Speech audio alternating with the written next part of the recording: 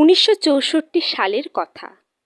পরমারাধ্যা শ্রী বড়মা তখন খুব অসুস্থ।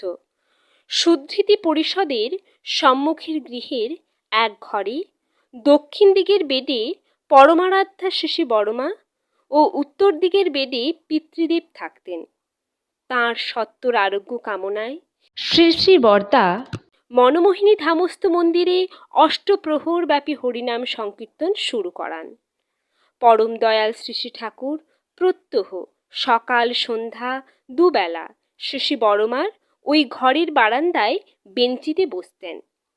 বহু ভক্তের সমাগম হতো, বিভিন্ন বিষয়ে আলোচনা চলত।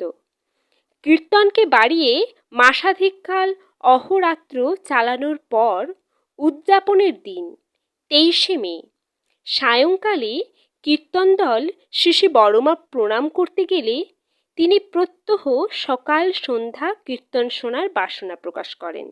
শ্রী শ্রী বর্দার ব্যবস্থা মতো সেদিন থেকেই কীর্তন দল প্রত্যুষে ও সন্ধ্যায় শ্রী শ্রী ঠাকুর প্রণাম ও শ্রী শ্রী বড়মা প্রণাম করে যায়।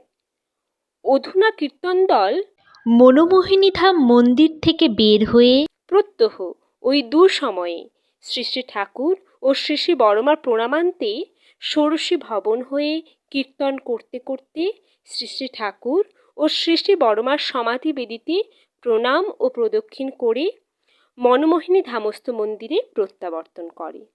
বন্দে